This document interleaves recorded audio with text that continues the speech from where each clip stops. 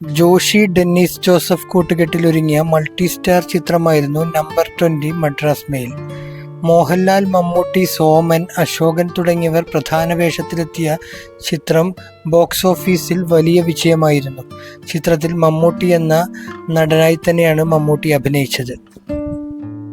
ചിത്രത്തിൽ മമ്മൂട്ടി ഗസ്റ്റ് റോളിൽ അഭിനയിച്ചതിനെക്കുറിച്ച് സംസാരിക്കുകയാണ് സംവിധായകൻ Joshi.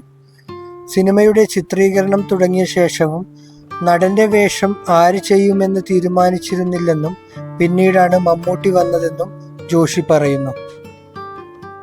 Number 20 Madras mail ചിത്രീകരിക്കുമ്പോൾ cinema നടനായി അഭിനയിക്കേണ്ട ആളെ തീരുമാനിച്ചിരുന്നില്ല. എന്നാൽ ഈ ഒരു പ്രമുഖ നടന്റെ പേര് ഈ രംഗത്ത് പറയുകയും വേണം.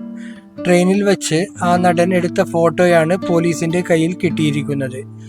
രംഗം ചിത്രീകരിക്കുമ്പോൾ മമ്മൂട്ടിയുടെ പേരാണ് മോഹൻലാൽ പറയുന്നത്.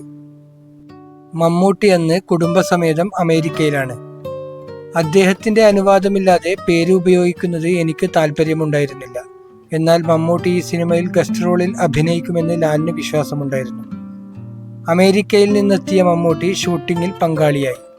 ഗസ്റ്റ് റോള് എന്നാണ് ഞാൻ അദ്ദേഹത്തോട് പറഞ്ഞിരുന്നത്. മദ്രാസിൽ ട്രെയിൻ യാത്ര അവസാനിക്കുന്നതോടെ മമ്മൂട്ടിയുടെ റോളും അവസാനിക്കുന്നതായിട്ടാണ് ആദ്യം എഴുതിയത്.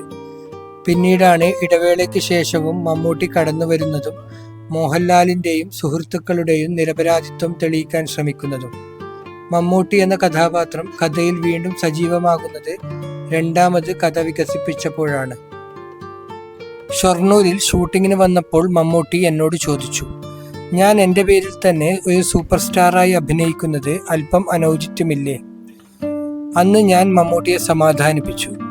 പിന്നീട് മമ്മൂട്ടി ഒന്നും പറഞ്ഞില്ല. അത് എന്നോടുള്ള വിശ്വാസവും സ്നേഹവും കൊണ്ടാണെന്ന് ഞാൻ കരുതുന്നു.